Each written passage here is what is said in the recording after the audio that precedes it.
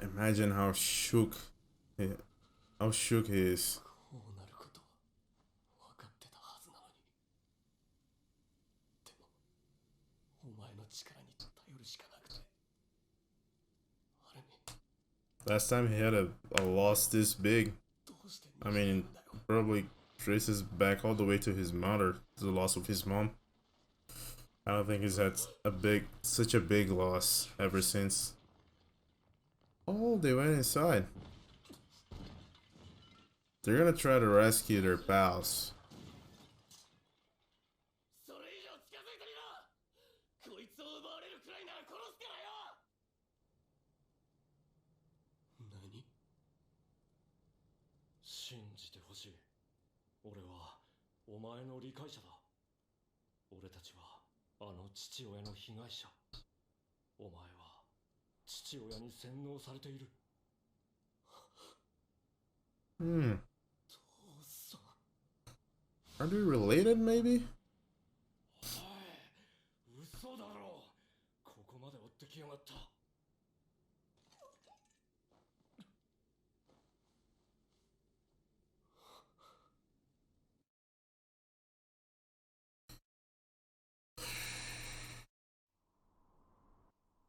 Shit, I think I know where this is leading to.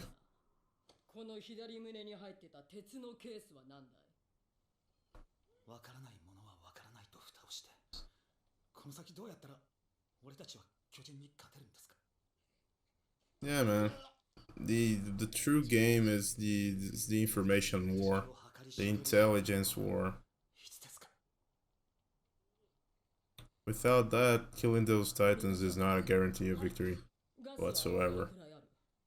もう But why wouldn't Levi アルミン、 just handle the syringe and there's still something missing here. アルミンを巨人にしてベルトルトを食わせるんですよ。早く生産ください。 Oh! Runner's gone.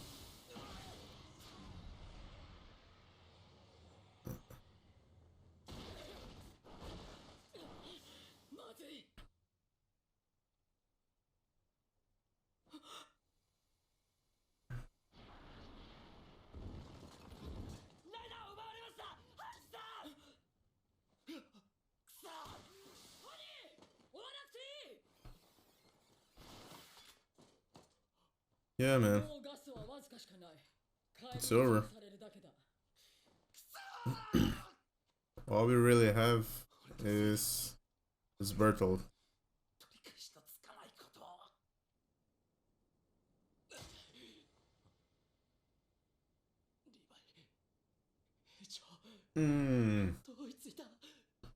Here it comes. 団長が重傷です。 Choices. 内臓まで損傷しているため血が止まりません。例の注射が役に立てばと思ったんですが、どうでしょうか？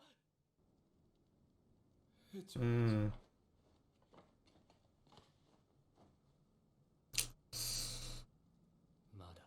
Both on the brink of death.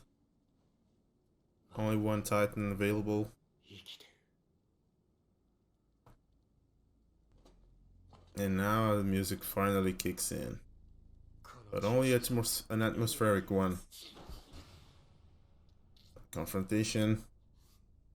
さっきアルミンに使うって。俺は人類を救える方を生かす。 Here's the scene. Here's the scene. 見殺しにしろと言ってるんだぞ。時間がない。邪魔をするな。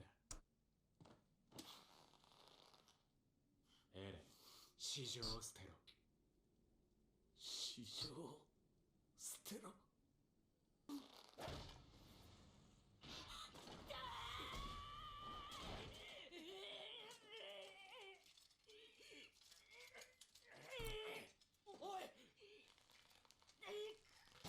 力が弱ってる。ことを思いついたのもアルミン。 All valid points. 潜んでいたライナーを In terms of results, man, You can't really argue with Armin's feats. 全部アルミンの力だ。人類を救うのは俺でも団長でもない。 You get the passion in this speech, man. You can tell this Seiyu is giving everything he has. 渡してください。人類を救うのはエルヴィン団長だ。黙ってて。黙ってられるか。お前らばっかりが辛いと思うなよな。 He has a right to say. He has a say on this. 兵士はもう誰もいねえ。 He's been through hell too. みんな殺されたんだ。誰も。 Armin couldn't come up with a plan like that. That involved essentially sacrificing your comrades. But then again, their side of the wall was much worse. I mean, they were absolutely cornered. Oh, there's this side as well, of course. そして分かったんだ。巨人を滅ぼすことができるのは悪魔だ。 He still sees him as the guy who led everyone to death. 俺の意味なんだよ。だから邪魔するなよ。 That was a powerful speech there, man. He made some very interesting points.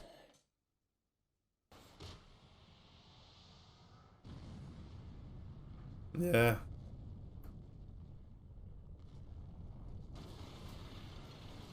Oh, he saved her. でも分かっているだろ。 Yeah, it's slowly sinking in on her. Truly. Oh. Truly heavy.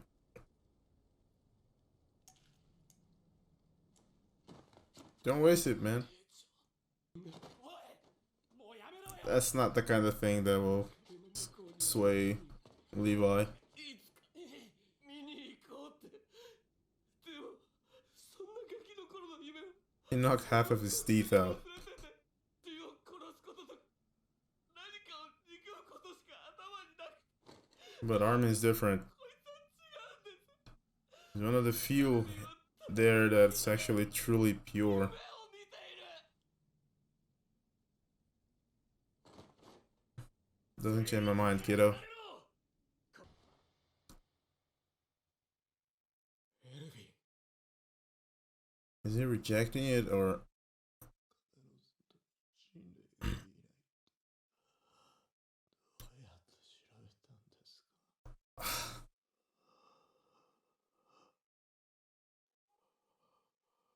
去年 And he's been drunk on his obsession for his entire life. And that made him what he was and also took everything else he could have been.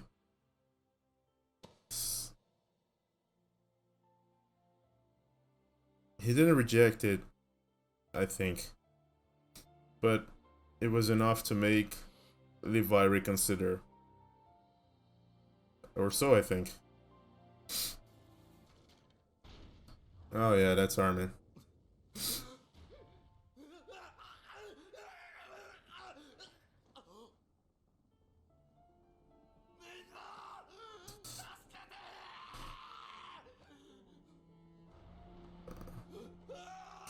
He's desperate at the end.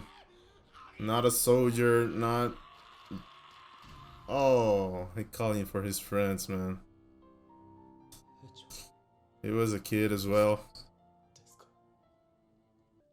Yeah, there was a burden imposed on him. Yeah. その上、一度は地獄から解放されたこいつを再び地獄に呼び戻そうとした。 He did a lot. He's had it rough. Just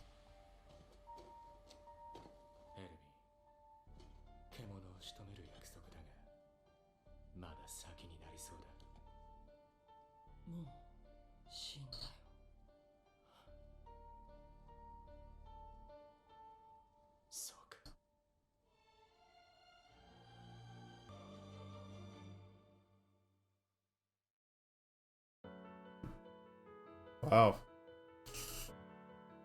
What a tough episode. Holy shit, the season doesn't stop, does it?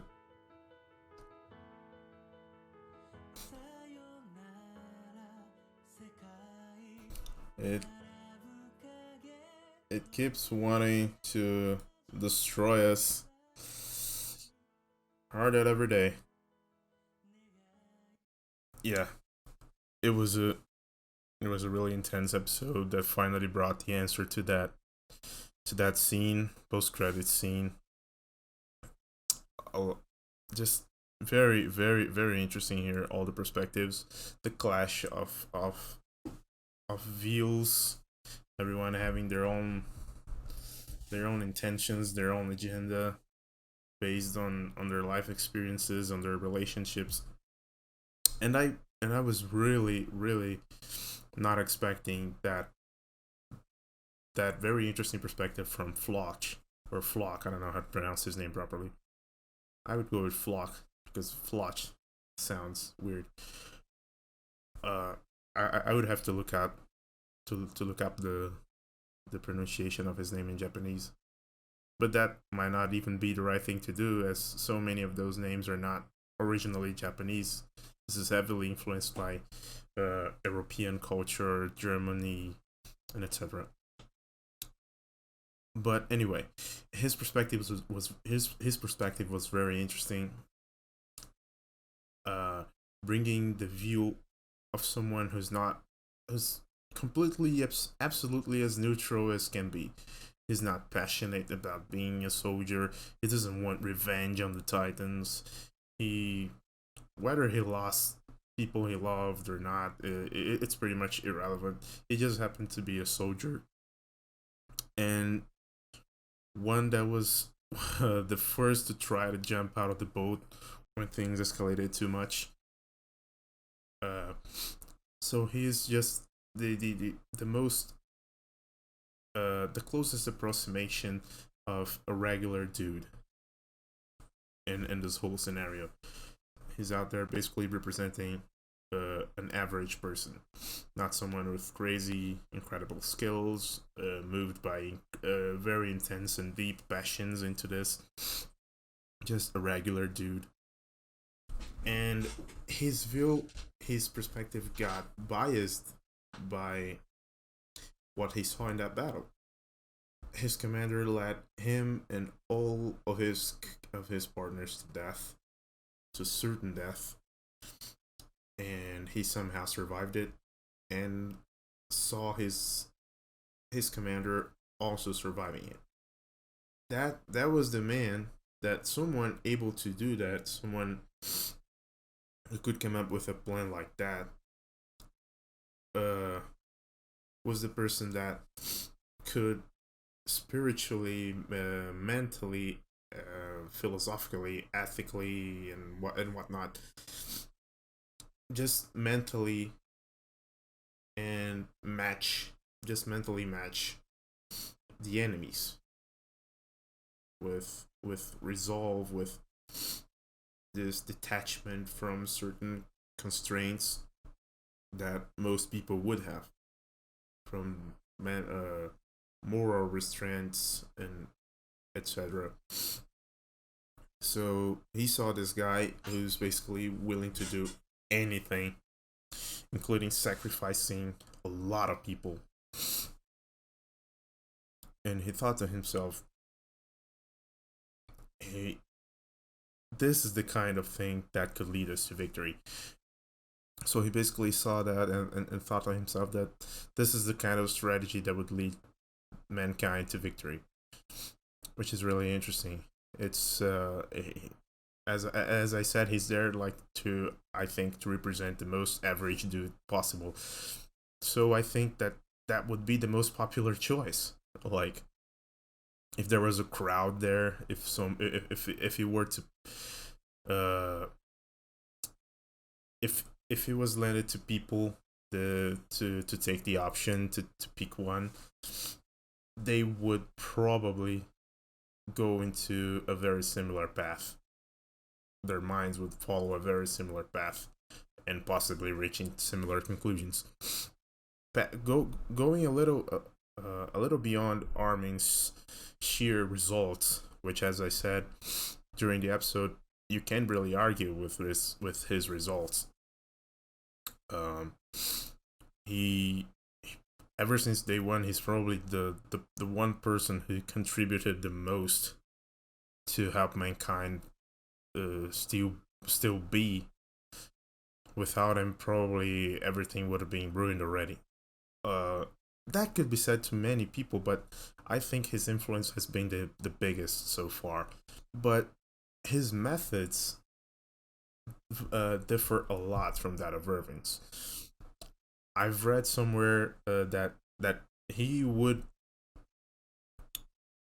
that he could eventually become Irving, that he is a perfect replacement for Irving, that they share a lot of things and share a lot in common and etc. But I think that's exactly in their approach, in their strategies, even though they have the same objectives, and they're both very very skilled, very intelligent, very cunning, very bold. Their approaches to things is what truly sets them far apart from each other, because Armin is the closest you can get to a pacifist, to someone who likes to conciliate, who likes to negotiate. And that kind of approach, that kind of, even though it it does bring results, it is successful when it's done right. It's not very popular. It tends not to be very popular. It tends to be kind of overlooked in favor of other things that are mostly related to status, to appearances, like for example the like Hanji said, bravery. Hanji didn't say bravery, but it's tied to it. Bravery, leadership, experience. Most things, even in real life, like in the job market, out there, in basically anything you're going to do, there are a lot of things that are going to matter more than just your sheer results, your capacity to reach those results, your methods. They will matter less than a lot of other things that are much more tied to a social status, hover over people's minds, and it's held in a higher regard simply for existing, even though you can't really give a proper explanation as to why they are immediately better than anything else. You could relate this, to being pretty, to being born rich, to being opportunities are not the same for everyone. People should know that by now.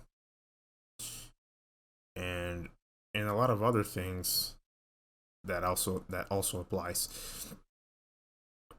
And Armin's just, a shy young dude. He panicked a lot. He oftentimes seemed like he would lose control. And even though he didn't, even though he always came up with amazing solutions that sprouted amazing results, that still probably I'm not even only talking about the officers here, the army people right here, the soldiers, all the other commanders and stuff. I think that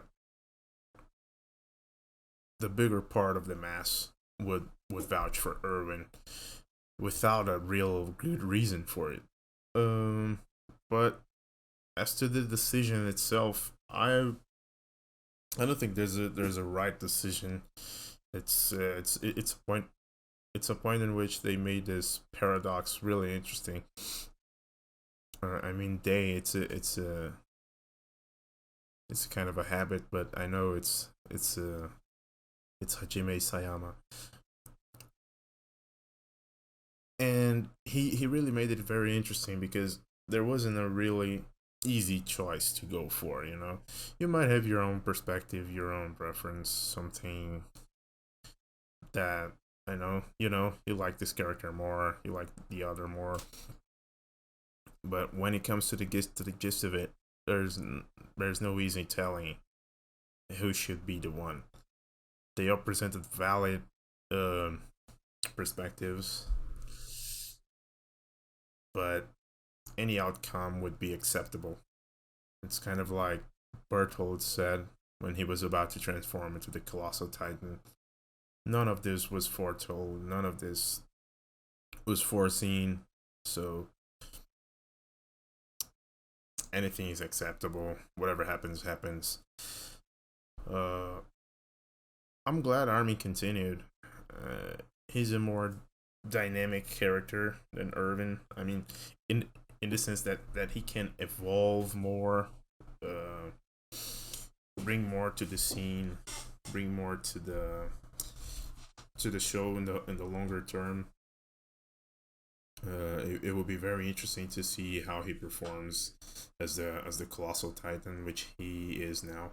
Imagine Irving as a colossal titan. Imagine those colossal eyebrows. Wow, that actually is something to reconsider when I'm voting. I clearly vouched for Armin here, but now, but yeah, imagine Irving as the colossal titan. He would just shred everything. Uh, it would be nice to him because he would regain his arm, probably, right? But yeah, he would be absolutely the ultimate killing machine. He would go out there and just um, obliterate every single person of the other civilization, of the other nation, or whatever this is, single handedly. But with Armin, there's certainly gonna be a lot more doubts. Uh, he's certainly gonna need some time to adjust.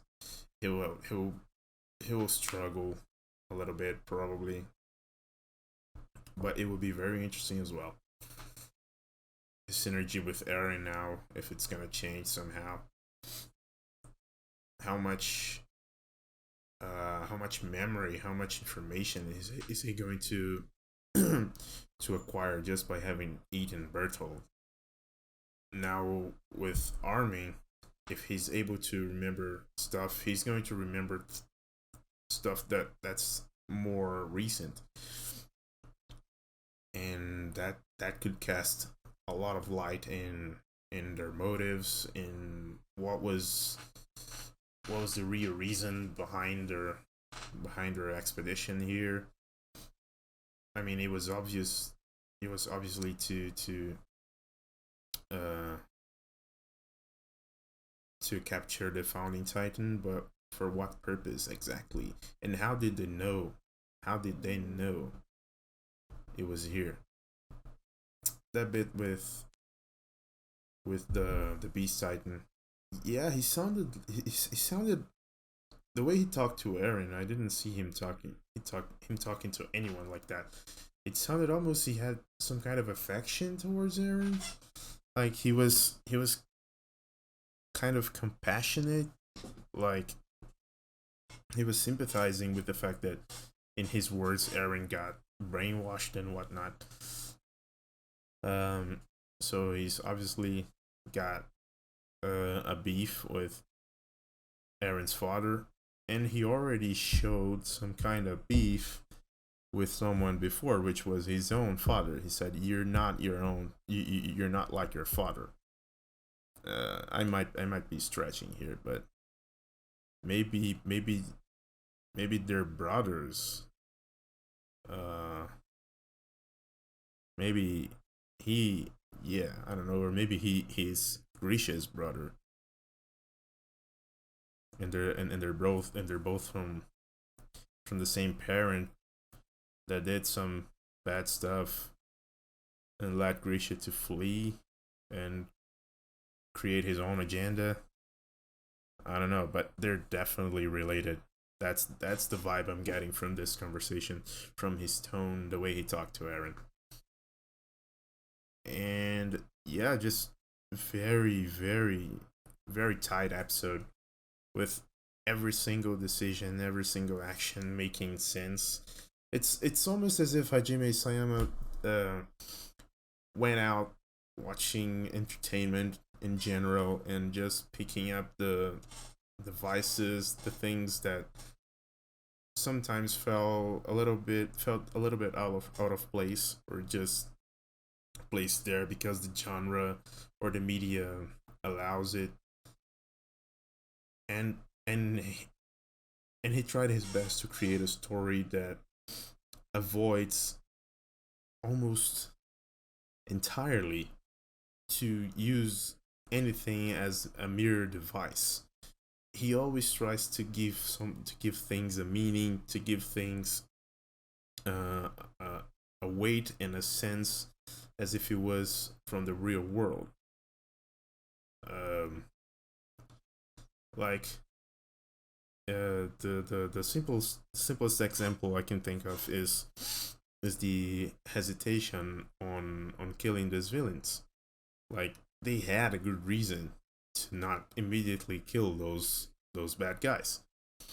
Unlike most anime and films and whatever, where just conveniently the plot makes the good guys delay the death blow enough to the villain to escape and come up with a revenge plan and sequels and whatnot. But in here, he tries to tie everything that could fall into those conveniences, into those simple cliche conveniences, and he tries to tie those things, even though they happen.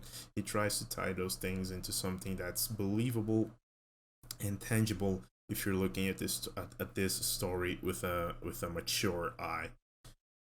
Sometimes he over explains himself. He's trying too much to make a point of it, of this being an adult show, a very mature show. But it's never too much. I think it's never enough to bother. um yeah, and he really makes it very grounded, very, very solid. Everything has a reason, everything has a motive. And yeah, he wants it to be a very mature anime, a very mature manga, a very mature story, and he actually accomplishes it. Sometimes effortlessly, sometimes not so much, but he accomplishes it. Very interesting, very, very good episode, very, very intense. Like the last episode, it was not too heavy on soundtracks, which helped to make this scene very stiff, very, very intense. Uh, yeah, it ties in with everything I just said about. It's just taken to the direction of the anime, the same mindset of Hajime Sayama when he's writing it, when he's creating the story, of not being over the top, of just respecting the moment and understanding the best decisions the to create the perfect mood for the impairing uh, feeling that the scene have, for the emotional impact that the scene have. Yeah, very interesting. Really like this episode. It's blow after blow. And now Irving is gone forever, I think. Now for the next steps, I'm not even going to sit here and speculate on that. I'm just going to go ahead and watch it. But I think Basement's coming. Yeah, and it might be a game changer or not. Because now that they won here, I'm thinking that they will have a period of relief. They harmed the other side pretty badly. Um, I don't think that in the near future they're going to be able to just, okay, now we are recovered, back to it. I don't think that's gonna happen, which is going to give them time to prepare, to understand better the whole picture, gather more information, gather everything they know, and together with whatever they find at the basement, maybe they even go after them. I don't know, or maybe it will be something so impactful that they will all just leave the walls. We don't need to be here, or something like that. Well, it serves no purpose for me to be here just speculating on that. I'm just gonna go ahead and watch the next ones. Yeah, that was it.